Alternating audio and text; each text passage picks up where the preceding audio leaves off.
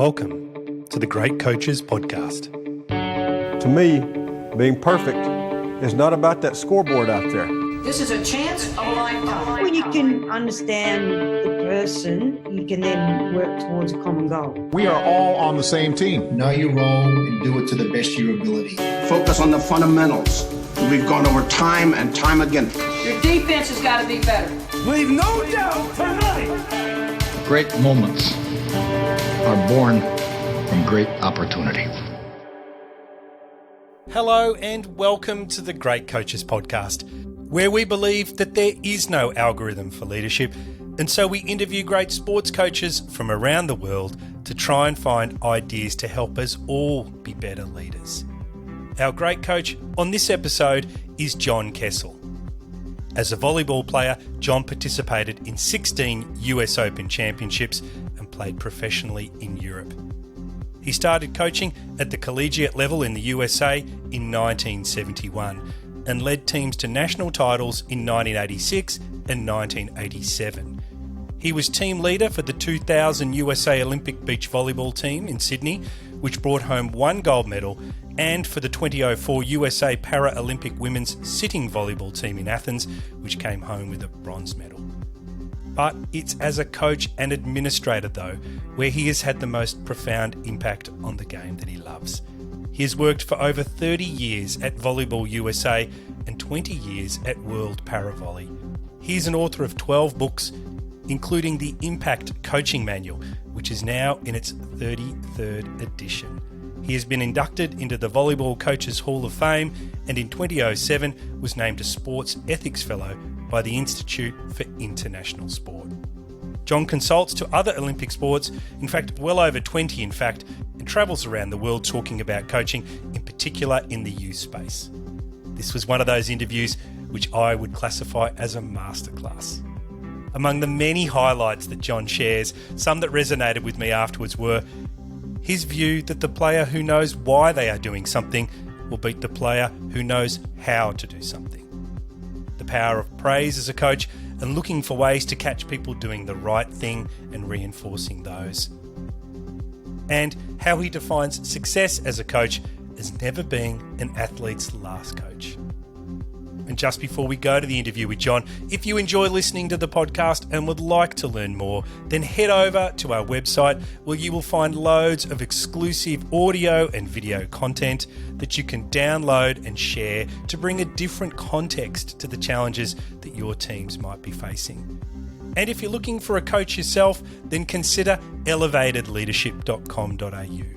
We're a small team, of which I am one, who will help coach you towards the leader you aspire to be. We coach CEOs, sports coaches, business executives, and also do some pro bono work. If you'd like to know more, all the details are in the show notes. And now, please enjoy our interview with John Kessel. You're listening to the Great Coaches Podcast. John Kessel, good afternoon your time. Good morning from Australia, and welcome to the Great Coaches Podcast.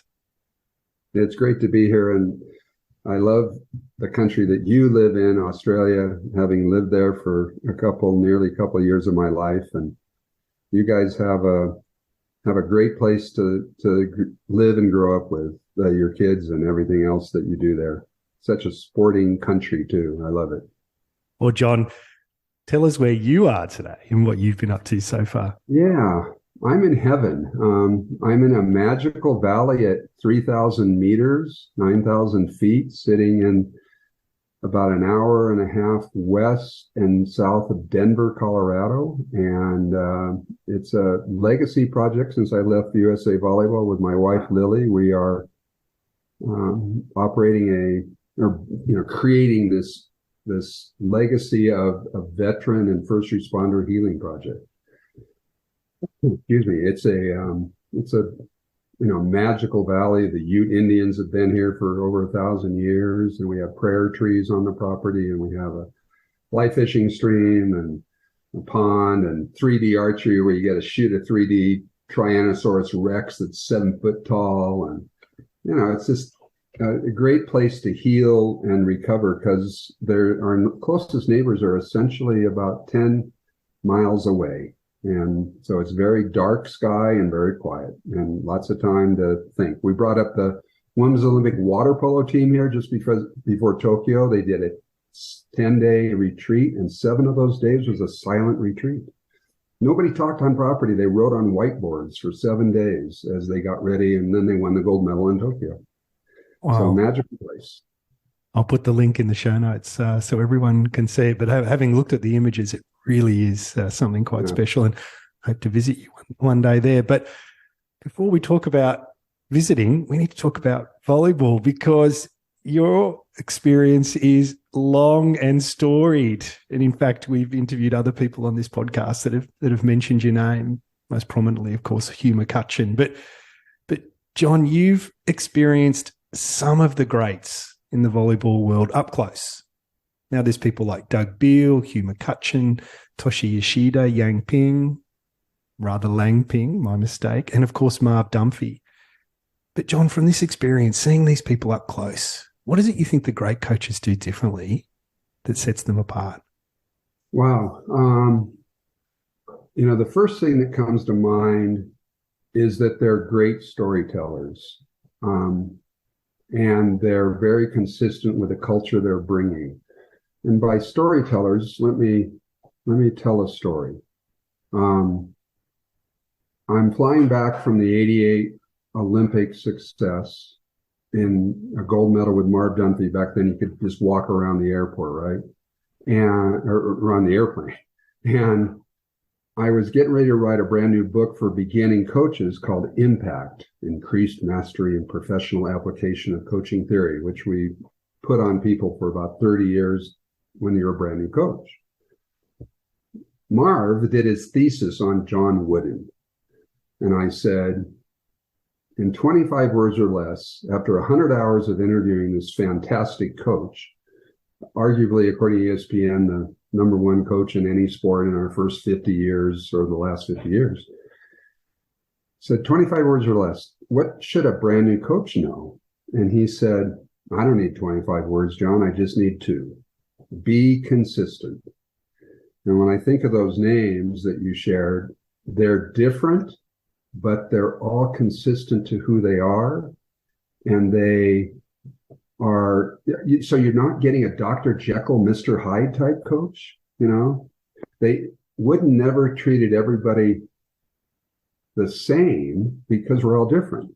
But he also was probably the master at treating everybody fairly. And, I think those words are really important in any sport or in any company because we are unique and different people. Now, I also think of Lang Ping, and she taught me something that for sports people I think is really important, and that is winning and losing are temporary, but friendships last forever. Jenny, as we call her, beat us for the gold medal in the 1984 Olympics in LA, the first time China was in the games. 4 months later, where was she living? And the answer is my house in Albuquerque, New Mexico, at the University of New Mexico when we were there. And why? Because if you're passionate at that level or any level, if you're passionate about what you're doing, the winning and losing are just one of the parts of the game. The people that you're competing against are awesome humans, and getting to know her before she came over to escape her fame. Poor lady has got stadiums named after her and stamps of her, and can't they scream that we're in South Dakota doing a camp together one summer, and a bunch of people came to see Mount Rushmore, this carvings in the rocks, and the Japanese tour bus came up, and then they got on the elevator with us, and they started riding up, and one of them turned around and saw Lang Ping and shrieked, and within 10 minutes, there's 100 people outside her door to give her gifts and take a picture with her, That level of fame, it doesn't matter, though. Friendships are so crucial to what you do. So I always make sure my teams get to know the most passionate player on the other side, even though we lost to them. And that's, I think, kind of a cool message. And I don't know if Doug would do that, But at the same time, Doug is revered because of his ability to teach everybody and be creative. But, Jenny's creative. They're creative people as well. They just create their own culture, and because culture eats talent. And if your culture is healthy, then you'll be okay, even if you have great talent. John, you've given seminars in all 50 states in America, but also in over 65 nations worldwide. And we were talking just before we came on air of the fact that you visited all the states in Australia. And I'm really interested what this has taught you about the most effective ways of leading people. The first thing is that whether you're a coach or a boss, your influence is never neutral. Jerry Lynch does a great job. He works with the Warriors and Steve Kerr a lot. I think that may be the title of his book. I don't know, but that's the first thing that I think of when I think of all the places that I've been and stuff. I also think that, politics are local. What you have to do, I think Andre Anasazi did a good job of explaining it, is you have to go to that place and teach to them, and knowing what their culture is and everything like that. I also, I'm thinking about the whole way that the fact that you're a coach means that you have great power over especially kids. We had a study done here in the U.S. We put into the impact manual to explain that power, that when they studied all the kids in school, teachers or coaches came out about 10th in ranking. But when they went to the athletes, coaches came out second behind their parents in the influence in that kid's life. And maybe more importantly, a third of those kids put their coach ahead of their own parents. What a powerful thing you have. And so I love what you're doing here, because you're bringing knowledge and wisdom to new coaches as well, who can stand on our shoulders and not make the same mistakes I made at, being a screaming coach at the beginning in 1970. I mean, I've been coaching over 50 years. And in doing so, I often talk about old John and new John. I've learned some things along the hard way, for sure. I think I've also recognized the spirit of Michelangelo. When he was 87, he's laying there on the Sistine Chapel painting, and he yells down to his assistants and he says, "Ancora imparo." Well, that's sort of my motto when I come into a place, and that is still learning. That translates in Italian to still learning. Here he is, maybe the best painter in history. Well, those coaches we talked about, Doug and Marv and Jenny, they're all lifelong learners, and your podcast makes a difference to those people who are willing to risk change and find I'm going to use the word better. I can also use the word more effective and more efficient way to learn a sport or to learn something I'm doing in business, because it's not black or white in too much of what we do in sport. I mean, I think injury or physically hurting somebody is pretty black and white, but outside of that, it's all this sort of gray area of even perspective. If you're looking at a 6 from your angle there, Paul, and I'm looking at it, I'm going, it's a 9. And you're going, no, damn it, it's a 6. No, it's a 9. And, the perspective is really where it's coming in there. I just hope that all the people that I've taken from in 50 different countries and all your states and all those other states in my country, I like breaking down silos. I like taking the ideas, and if it resonates, just sharing it with everybody, because people are people, no matter whether you're from the 10,000 people I'm working on the Cook Islands with, where you can, or Bonaire. I've been in 3 months in Bonaire working with the 25,000 people of that nation. Or you're in a huge country like China, and you're over there attempting to help and guide some of the leaders in China. That doesn't matter. People are people. John, you just talked about old John and new John, screaming and non-screaming. What helped you make the transition? The athletes. I think when I first coached, I was teaching the way I was taught. And so we did that in these summer camps and everything. And so we'd run and jog and for, I don't know how long, 45 minutes, stretching and doing all these things. And then I kind of flashed back to what I now call the recess rule. I flashed back to being a kid, sitting there for 2 hours with a pencil doing math or whatever. And then at 10 o'clock, the recess bell rang. You flew out onto the field. You immediately started playing. You didn't jog around the field and then stretch and then say, wait, because everybody else is playing. If you were doing that, I got to stretch. And nobody came in, I pulled a hammy or anything. They came in and they broke their arm, because they fell down hard or something. But so the athletes there started to help me understand that. And then in my clinics, I'll talk about fill in the blank to this. Coach, when do we get to blank? Now, in my sport, it's either play, which is the number one answer, or it's spike. But when I first started, old John taught, if you can't pass, you can't hit. So we're going to teach passing. So to anybody listening to this podcast that's a volleyball person, can that idea. You have to say, hi, I'm a volleyball coach. This is the 3-meter line. Then we set a thing in the Olympics called a bic. So let me show you how we're going to hit a bic. And you, Paul, are there as the spiker, and I throw the ball to you, and you superhero the ball up to me. You slap it horribly because you're not very good, but you have kind of good eye-to-hand coordination because you're a human. You've been using your hands all your life. So you slap it to me, I slap it back to you, and then you jump and spike. Now, the demo we do would be, skilled players showing that, but that's what those kids will do. But within 5 minutes of their experience to volleyball, they're spiking.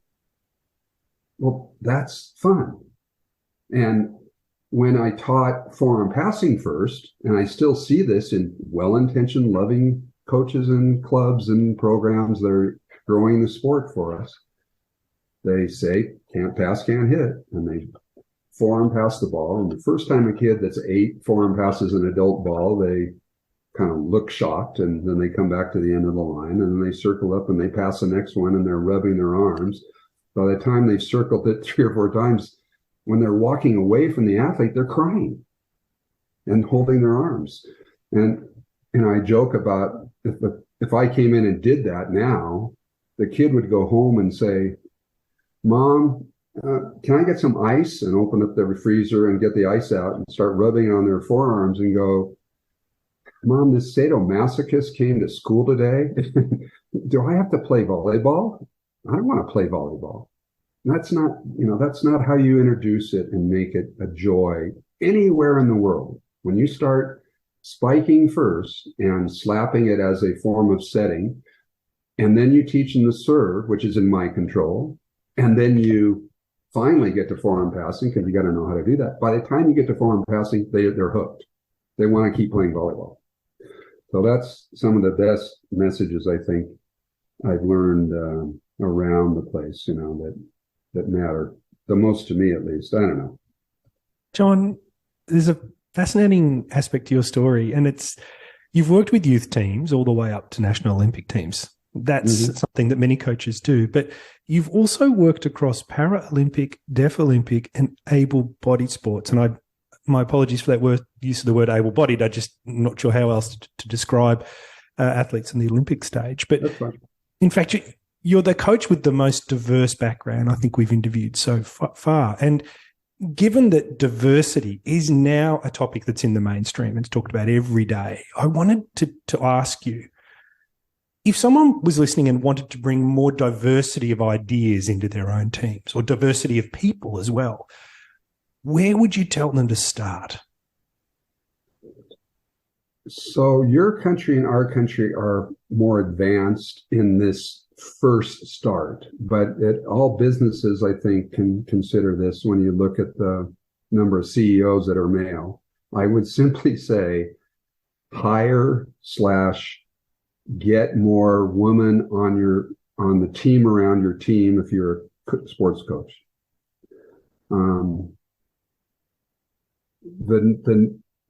What women bring into the normally male-dominated sports world is a huge different way to look at things than most men.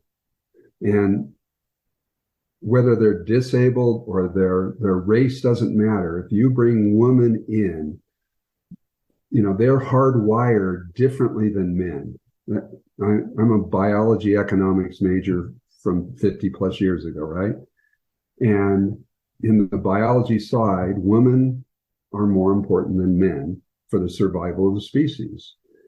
So we are the hunter-gatherers who can die, and women stay together. This is a Kathy DeBoer brilliant line out of her book, Gender Differences. Men battle to bond, and women bond to battle. If you are a man coaching a women's team, you think fighting and battling is a cool thing. That's how we bond. But the women don't. In general, there are women who are incredible battlers, and there are men that want to bond more. Don't get me wrong. But in general, biologically speaking, when I go hunting, I can shoot one female mallard duck to 10 males. They're just, the women are more important. And to bring them into your program, if they haven't been there especially, brings incredible value on all different levels.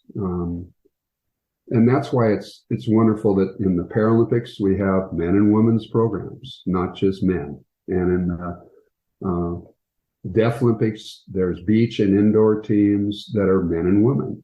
And in Special Olympics, it's either co-ed or it's, men and women. And they even do a thing called unified, where able-bodied compete with the Special Olympians in order to make the Special Olympians be more successful.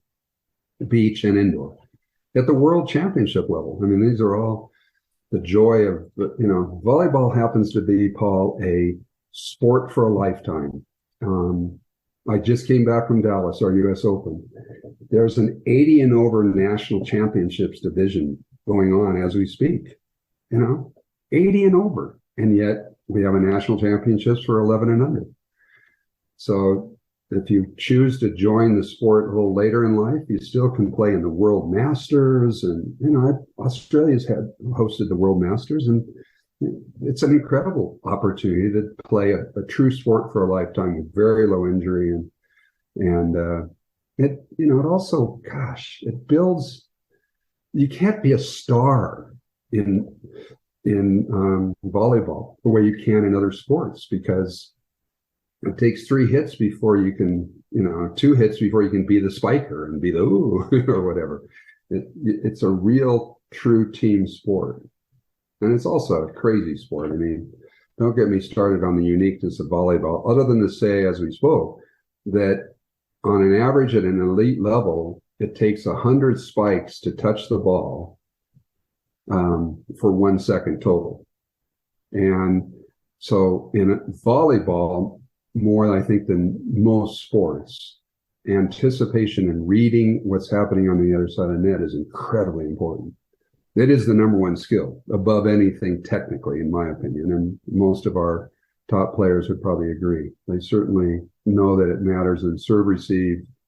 They say 80% of my success at serve receive, which starts the game, so you got to be really good at it, happens before the ball crosses the plane of the net. If it's a floater and if it's a jumper, it's 90% or more. But old John, what did he do? He put up the net and he ignored the net for 45 minutes of practice, and partner passed the ball back and forth and got good at passing and could do 100 in a row, and all that stuff is happening, but it's not making me a better serve receiver. It's making me a worse serve receiver. So my athletes taught me that too, and the diversity that they bring. When you're a sitting player, you still have to form pass. You still have to pass the serve. It doesn't matter that you don't have any legs, you know. And here's a bit of trivia for you. The MVP of the Paralympic Games, imagine bringing him into your business or whatever, from the 2016 Olympics, or Paralympics, sorry, in the men's match, was 8 feet 1.5 inches tall, the third tallest human being in the world. And he plays Paralympic sitting volleyball for Iran. And it's a fantastic player. You know, he wasn't good at the beginning, but now he's really, really good. So to bring that into your organization, the diversity of Paralympic athletes, deaf athletes, even Special Olympians. I love seeing some of those companies that find a niche for Special Olympians to be greeters or to be, you know, to find that Special Olympians' passion and bring them into the company. Everybody's happy to have that kind of thing happening. John, how do you define success as a coach? So, how do you define success? By never being an athlete's last coach is the first challenge and thing that comes to mind, especially for the coaches of younger people. You know, some terrifying number. I've got to say 75% of kids quit at 13 and under here in the United States. And so if you set up your experience so that they get a joy of play and a love of what you're doing, in this case, volleyball, then if they play the next year, you're a winner. That's success. Simply put, if you kept doing that, I want to keep you at that youngest level because you have great success at giving kids a love of the game. I know also this thing I shared earlier matters even at this level, that winning and losing are temporary, but friendships last forever. So my success is the number of friends I have around the world. You now, you know, to come stay at your new place with your new spare bedroom. That's a success for me, you know, as a coach. And I think that giving kids, and I'm going to add something if you're a youth coach I hadn't thought about for a long time. Giving the parents tools to help their athlete discover the sport that they want. You know, my son and my daughter and my stepdaughter, they all played, Tony played 10 sports. He's on the national team, right? VNL in Ottawa today, playing for Berlin Recycling. But he played 10 sports growing up. He played football. He played American football. He played basketball. He skis. He can body surf. He was a lacrosse captain in high school. He was the tennis captain in high school. But he chose volleyball because of his joy of playing it. And had he decided to do lacrosse, I would have been just as happy as a parent. So my line for parents, and there's even a website on this a Canadian friend picked up on, is simply to say, I love to watch you play. Any parent, that's all you need to say. I say it to Cody even now when I watch him on the internet, you know, playing overseas. I love to watch you play. And if he or she wants to talk more, okay, let him talk more. But you don't need to coach them in the car or anything like that. I just love to watch you play. So helping parents help their kids find a sport that they love is part of our mission, I think, as coaches, even if it means that they go to a different sport. You know, your country, when I was working down there, we had a great kid, Joanne. I can't remember her last name, but she was tall, but it didn't have a great jump. And long story short, we had to cut her from the national team. But I didn't stop there. I went and looked at her body type and looked at the other sports at the Australian Institute of Sport. And I said, you ought to consider water polo and crew, because I think could be really good at those two things. So she went up to the crew people first, got on the ergometer, broke a record. 4 months later, she's winning a gold medal in the 4-man crew for Australia. What? John, I've got this great quote from you. You say, as a coach, I burn with the desire to help an athlete accelerate the development of a personal philosophy. That really intrigued me when I read it. And I was wondering if you could describe to us what a good personal philosophy looks like.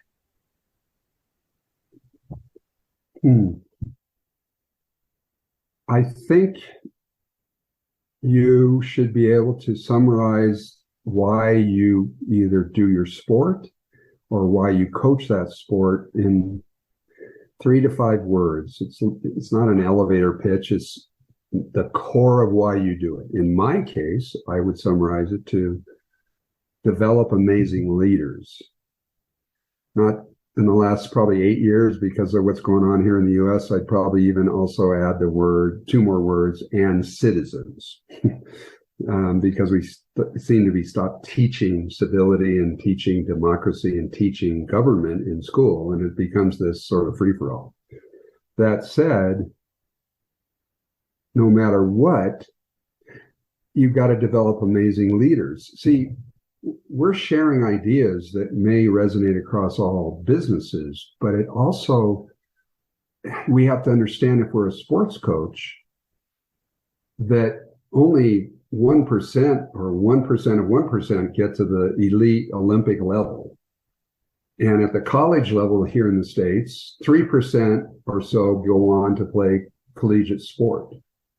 So I am sitting here thinking, when I'm talking to you, about the 97%. And if we can develop amazing leaders in the 97% through the vehicle of any sport, but put that as like top 3 priority or top 2, because you want to, I've learned the hard way that you want to coach the person, not the skill. Because if you work and develop the person, the skill will develop. If you just focus on the skill, the person may not develop. And that's my job, to develop amazing leaders as a philosophy. So, I think of this group, because I'm speaking to most people about team sports right now. Every group has 3 needs that I'm aware of. They have the need to influence the group. And so good coaches figure out ways to say things like, not as I am the boss, the buck stops here. Give the team a choice of where they want to go eat, rather than say, we're going to go eat there. Or any other way you can influence. You want to go longer, you want to go shorter in practice today by 10 minutes. Not coach overrule, but when a group influences its own direction, they become much more cohesive. They have the need to be affiliated. And the more you do that, and of course we're seeing all these shirts and everything that you can affiliate with your own Aussie Rules Club, or whatever. But athletes on that team have a need to be affiliated as well. And I think the one that I hope coaches also find time to do is to find ways to allow every member on the team to show competency, because the group is stronger when everybody can show their competency. So you don't have starters that are necessarily as competent potentially, but my job is to find a way that they can show competency. And it may not even happen in the gym. It may be that we come over to your place, Paul. You're the second best setter on our team. And so you sit on the bench a lot.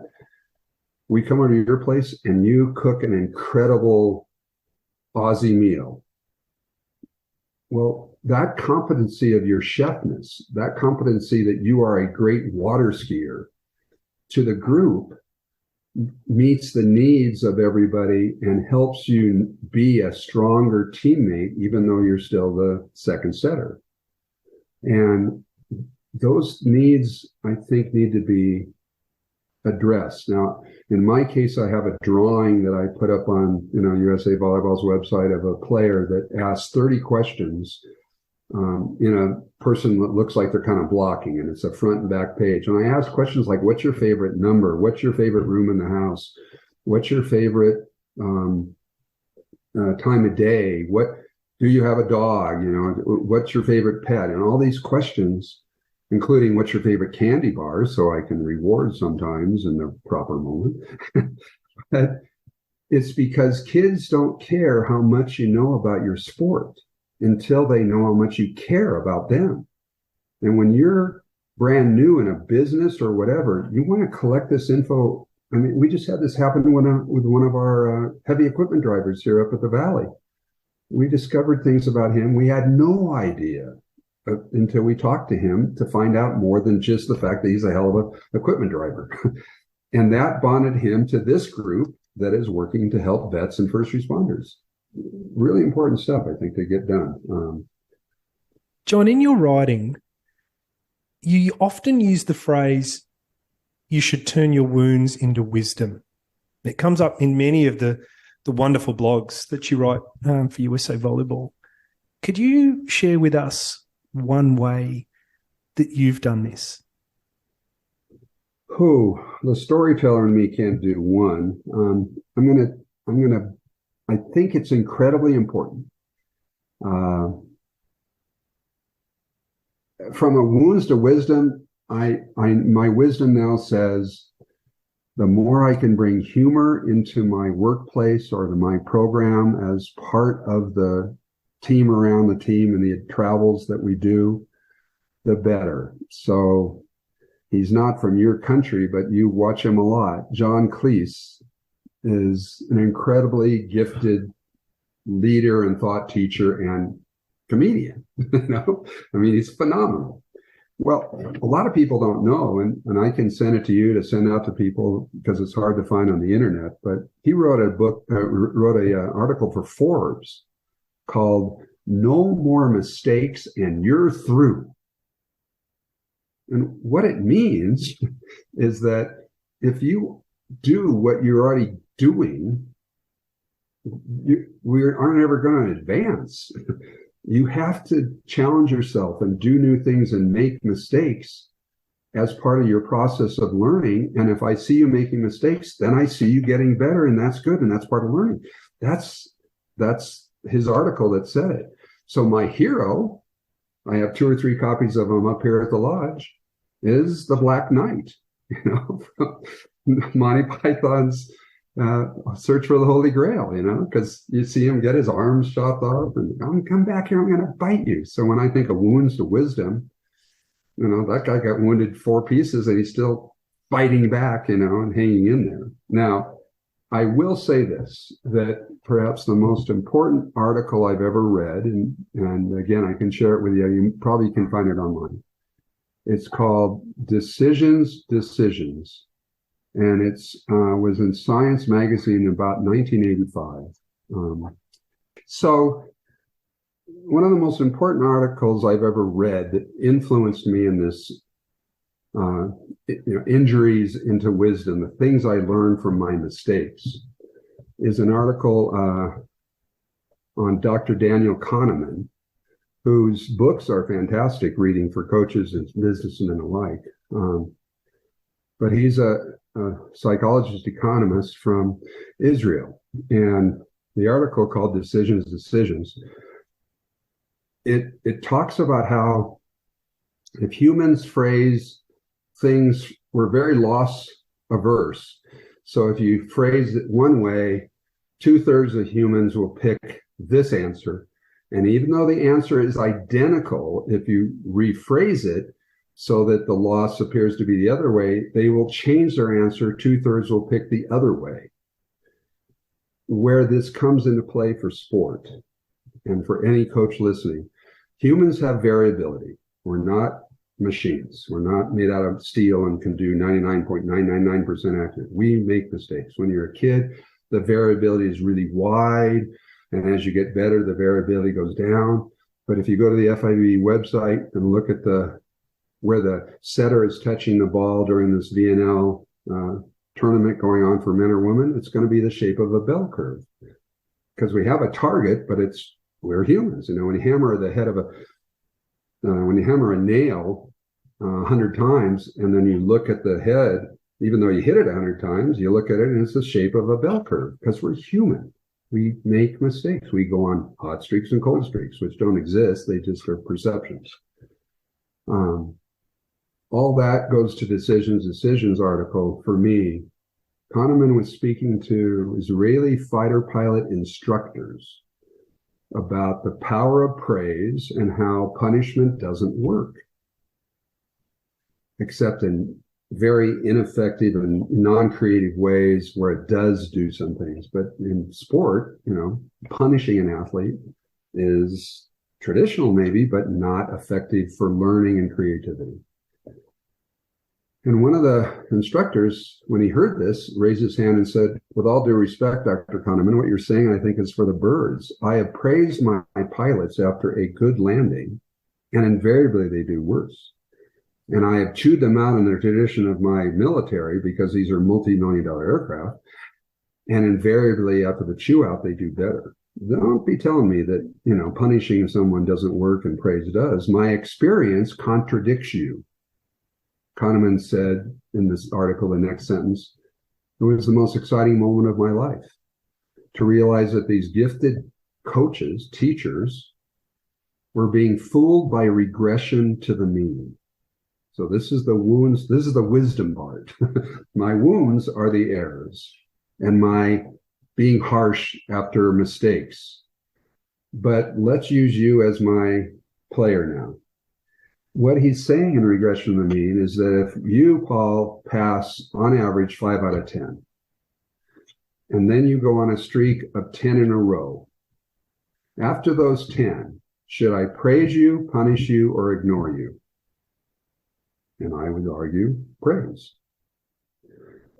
Statistically, mathematically, factually, in the next 10, what is likely to happen? And it's not 0 out of 10. I'll go back to the average. You're going to regress to your mean. So I jinx you. I break your concentration. I do all these things because I praise you, because I then see the jinx happen because you get worse. No, you got to keep praising. You got to keep catching them being good. You got to catch them doing it right. That's my job as a coach. Look at the shit go through, and then when something happens, go bonkers over it, because my attention is a powerful reinforcer. The reason this is so important in the wounds and wisdom thing we're talking about here is because when you do 0 out of 10, young John Kessel or old John Kessel did what? You did 0 out of 10. Your average was 5 out of 10. Paul, get out of there. Sub, sit on the bench. Paul, do you realize, I don't, you're just stinking up the court out there, and your grandmother is here and she's got cancer, and you're playing like this in front of your parents, what is wrong with you? Just there and just think about how you're playing so poor. That's old John Kessel. In fact, I'd even say, drop Paul and give me 20 push-ups. And so you do the push-ups. And now, after this punishment, after this harshness, the next 10, what are you probably going to do? Thank you, Dr. Kahneman. 5 out of 10. And I see that works every single time. So don't be telling me it doesn't work, because I see it with my own eyes. And I just want people to understand that praise is an incredibly powerful reinforcer and punishment isn't. I'm thinking about this in a way that you can do this in your group and have a great discussion in your business or whatever, because it doesn't matter what is sport or business. Bring the group together, have them put up 2 fists and put up a finger for every great teacher they had from kindergarten until college or high school. Leave it at high school if you want. And on average, you're going to see 2 to 3 fingers up. And then the best part, so you can pull out more out of this podcast without having to do it right now, is to then say, what are the words that come to mind about those great teachers you had through school? Whether it didn't matter what grade it was or whatever. And you'll see words like cared about me, funny, knew their stuff. And you see this consistent, like top 15 things that they all say the great teachers did. And I go to the clinics, go do that. Clinic is over, and I walk off the stage or whatever. I mean, we know what great teachers do. We felt it. We've had that happen in our lives. And that's what good coaches should do, and really good bosses. They create this amazing place to play, and they understand that mistakes are part of learning. I mean, sport is just filled with mistakes, unintentionally in almost 99.9%. So don't treat them like they're doing it on purpose, is my first thought. But I'm thinking about how now with the internet, Paul, you can go online. I did this recently, type volleyball drill into Google and get 32 plus million results. Because old John Kessel drilled. Now I let the game teach the game by playing a lot of small-sided to larger-sided games. In any sport, that's what's needed, because you learn by doing, not by watching. In my sport, when we're at a tournament and there's 12 on a roster and 12 on the other roster, and one person is passing the ball, the other 23 are watching. They're not learning volleyball, the technical part, the skill, the contact part, the how to be in the right place at the right time part. They're not learning that. They're learning watching and being at the level in the United States where they put out one net and 12 on a side and call it volleyball. You know, people are bored to tears. But how did you learn to ride a bike? I'm going to ask 3 big questions of anybody listening today. How many drills did your loving parents do, knowing that nobody has died in volleyball from the ball hitting them, but people die every year learning how to ride a bike? So how many drills did you do learning to ride a bike? And the answer is zip. Did your parents, Paul, because they love you so deeply, hire a bike riding coach? No. Okay. Did you go to bike riding summer camp? No. And yet you learn to ride a bike by falling and somebody carrying and helping you back up, and you learn by doing. In volleyball, it would be, how long does it take to learn to ride a bike? If you had one bike and 24 kids learning to ride that bike, that's not very effective and efficient learning. We're not getting better faster, you know. And it doesn't matter whether it's volleyball, bike riding, tag games. How many tag drills did the Aussie teachers run you through before you could play a tag game? That's it. You just play. And you make mistakes and you get tagged, and then you start to problem solve and figure out, and you don't get tagged. So we call it train in reality. And that's probably the biggest thing I learned the hard way over time. Marv says it a lot, but because this thing I've said before, we often practice so practice looks good rather than performance, even though it's not as perfectly beautiful. And we need it to be more chaotic and ugly and random, and all these things that in motor learning science happens when you play the game. And of course, my dad in 1948 played doubles volleyball after World War II. I kind of followed a little bit in his footsteps and played some before I really got bitten by the bug. And up until 96, there were no beach volleyball coaches in existence. The doubles game taught you to play 2-on-2 by playing. And coaches enhance your experience and can help you win, but you don't need a coach to get good at volleyball. You just need 3 other friends and you play doubles and have a great time, and the game will teach the game. I promise. John, I read an article recently where you outlined your 10 new commandments for volleyball. And point 1 was the one that just captured my imagination a little bit. You said, be demanding, but not demeaning. Now, it caught my eye because talking to many business leaders these days, people are finding it increasingly challenging to find this line between, pushing someone, challenging, asking more of them, but also standing back and empowering them and giving them the room to go off and find the solution or the answer. So this line is a difficult one. And I'm wondering how you've gone about that through your career. When I was old, John, I was a carpenter and I built players, and I told people their answer because I was wise. Now I'm a gardener. I create the environment, the soil in which the plant, which I can't control, can thrive. Because I can't control a player. I only have them for, 90 minutes, 3 times a week, at the club level.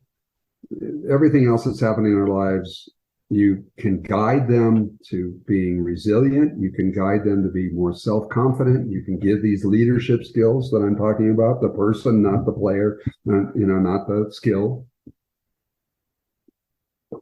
But the environment is what I have to create in order to, make this really unfold the way we want it to unfold, which is, sadly, because I'm playing a sport.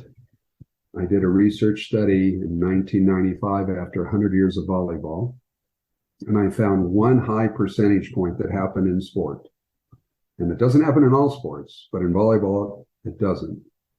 That is 50% of the teams playing this game each day for the last 100 years lose. Of course, I didn't do the study. It's just what happens. We don't have ties like in other sports.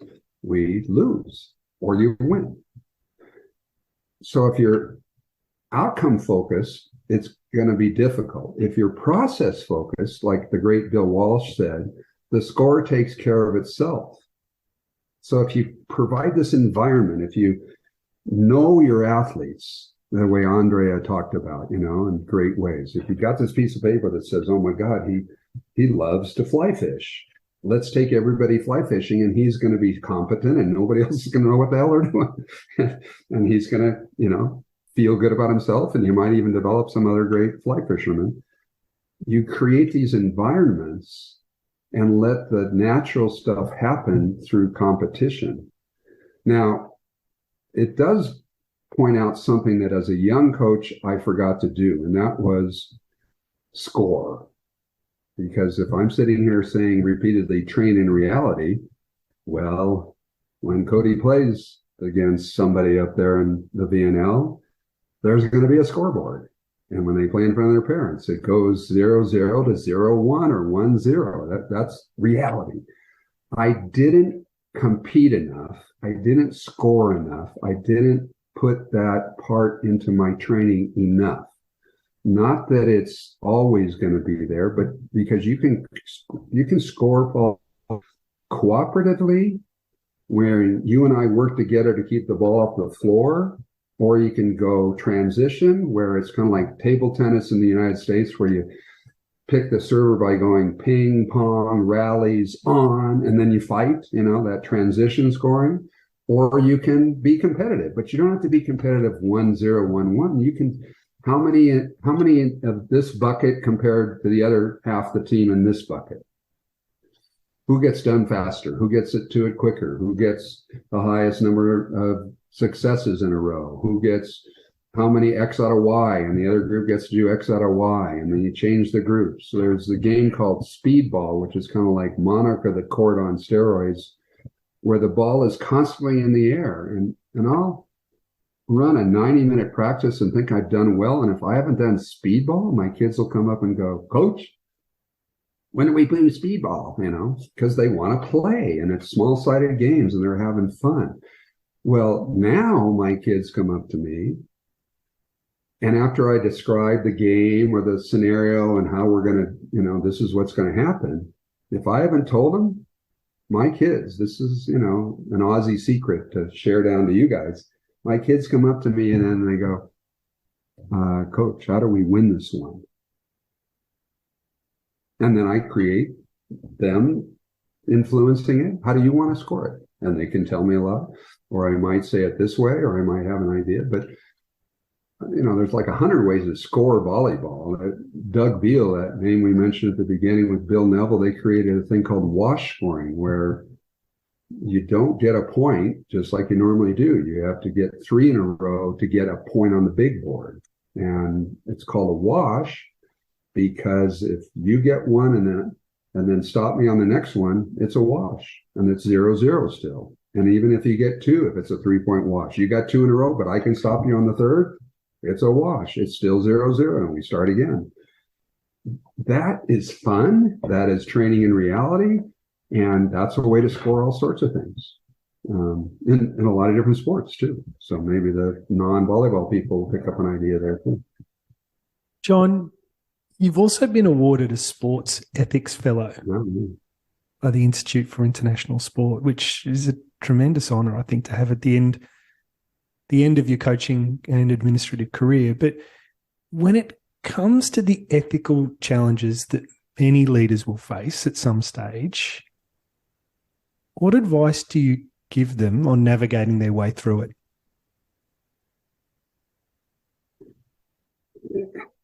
It's totally trite, but it is a combination of the golden rule of doing unto others and just doing the right thing. It can be so hard to do the right thing. My wife, who is up here, I'll use her as a storytelling. Again, coaches, the better you're a storyteller, the better you get ideas across, because humans don't remember facts and figures as well as they remember stories. Your parents put you to bed telling you bedtime stories, not bedtime facts, so that you can remember things. So be a better storyteller and read James Lair's stuff on storytelling. A great tennis coach. His stuff on YouTube is 15, it's a YouTube TEDx talk for like 17 minutes. Fantastic reminder for us.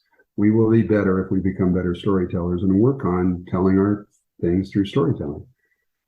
So Lily we have a company here that sponsors this program that we're building.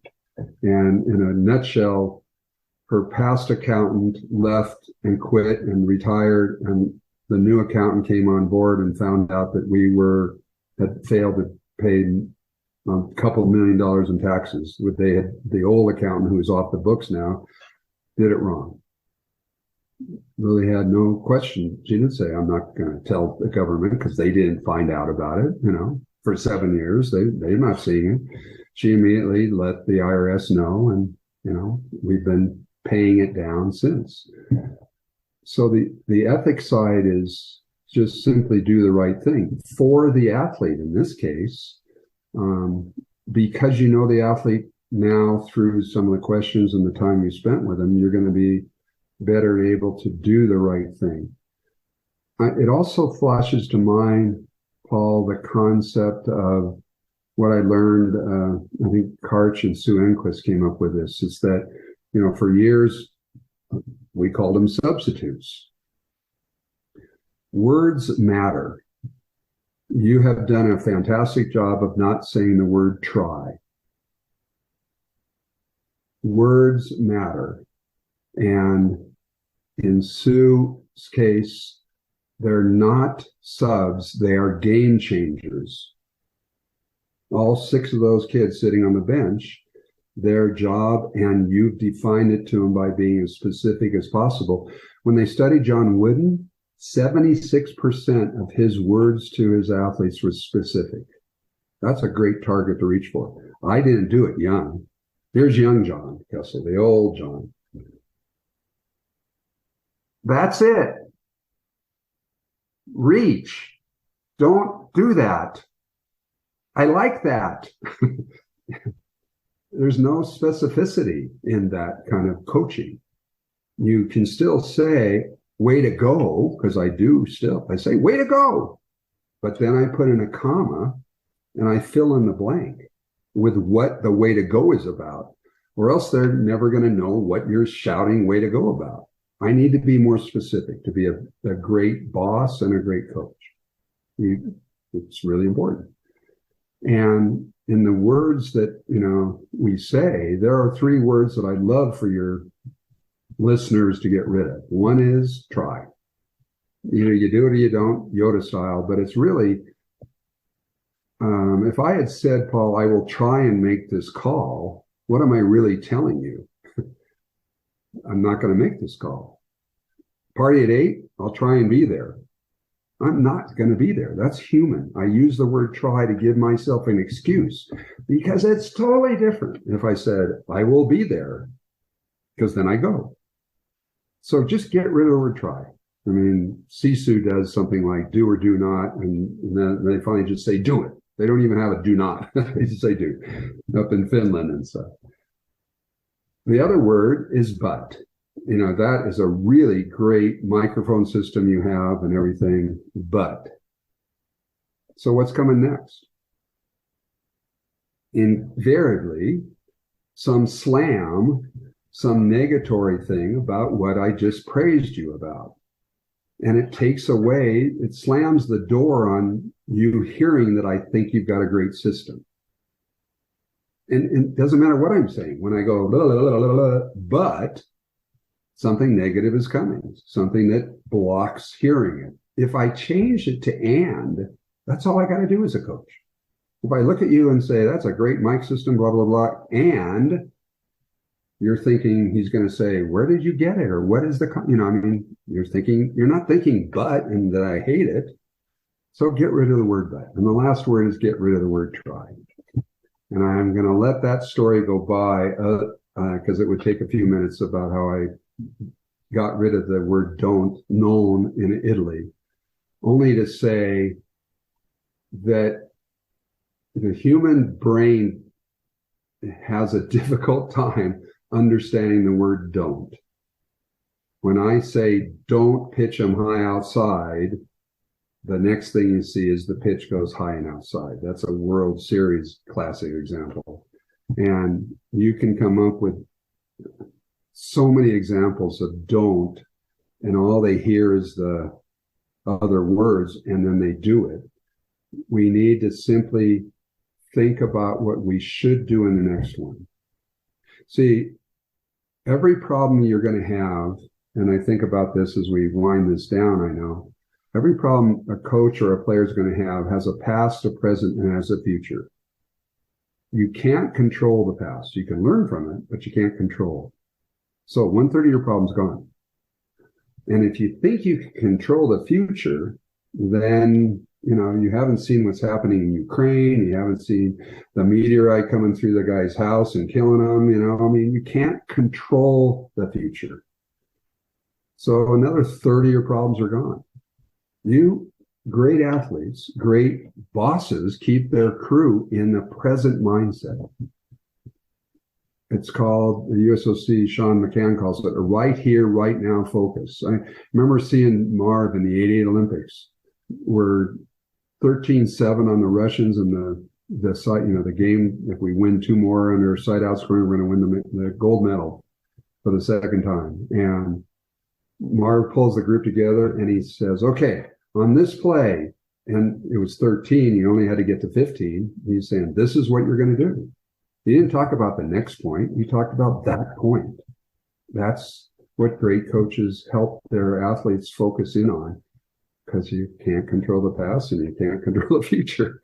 So stay in the present and you'll be a much more successful athlete, and staying in the present, knowing that these wonderful athletes in volleyball that are 13-year-olds out there, Paul, I won a game 25-0, didn't change the lineup, and lost 0-25 against the same team. Because the variance in 13-year-olds is huge, but they didn't do it on purpose. And they didn't do it because they didn't practice enough.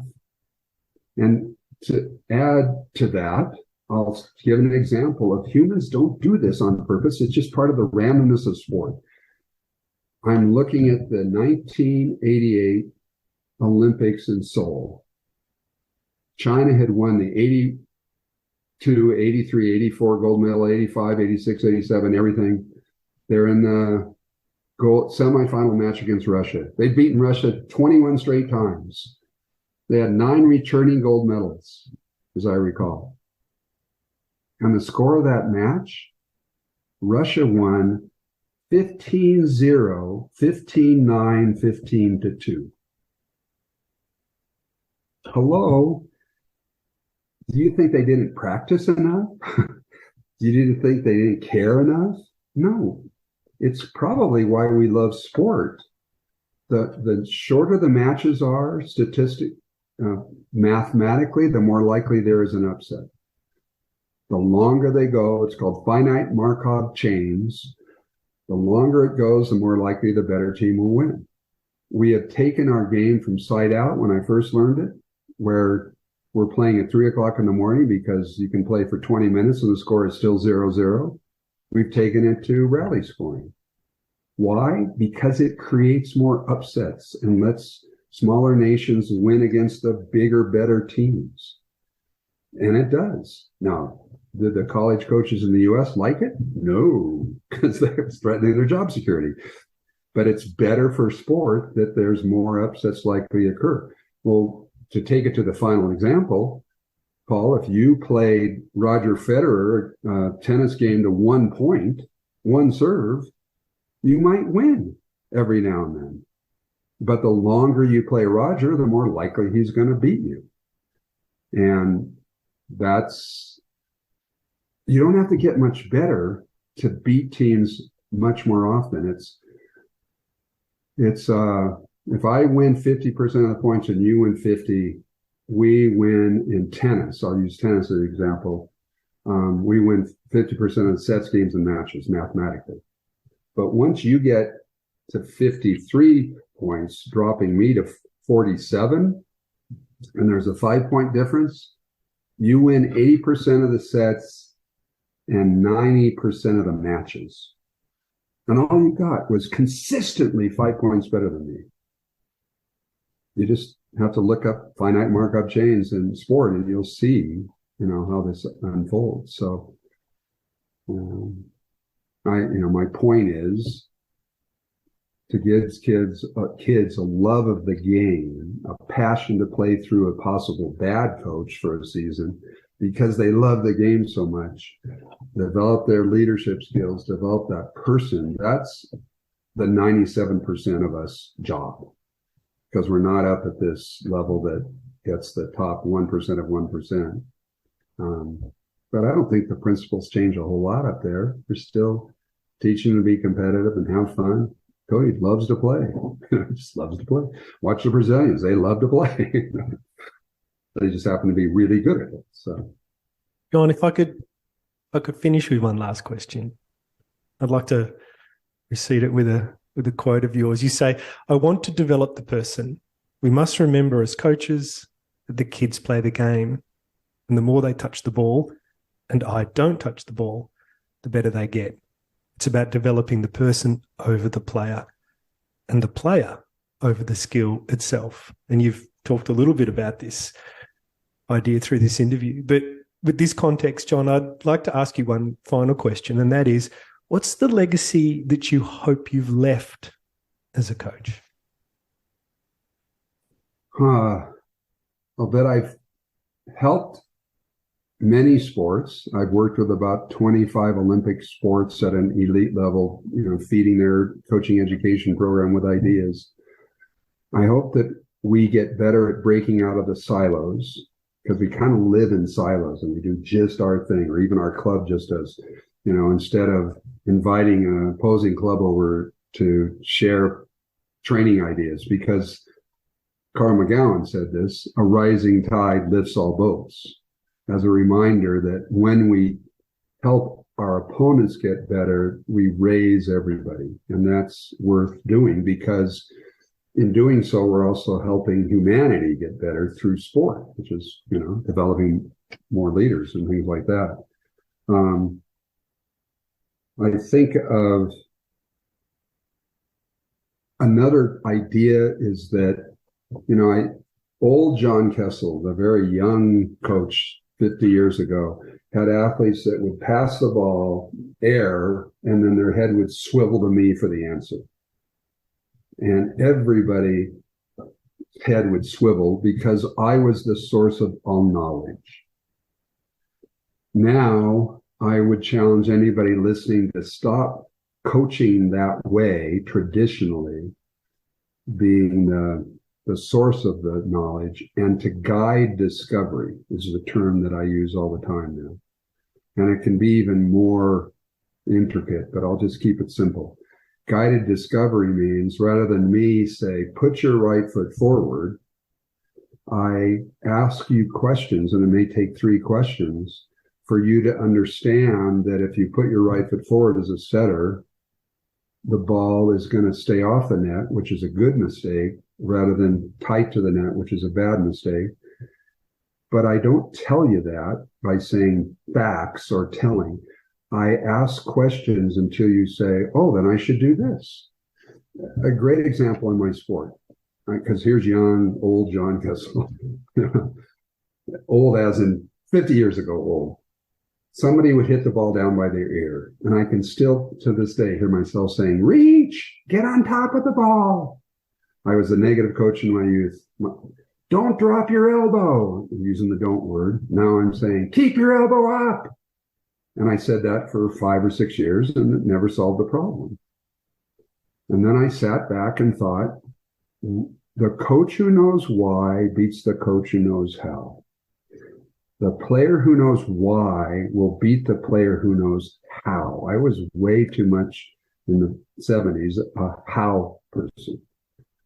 And now I say, show me without the ball where you should hit the ball. And if they still hit it down by their ear, I've got a technical problem.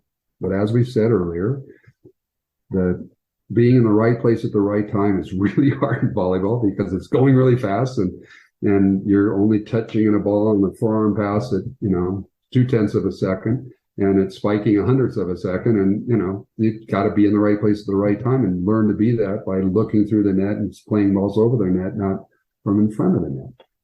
And so I ask and see the kid show me without the ball full extension. Okay, they know the technique without a ball. They know what the technique should look like.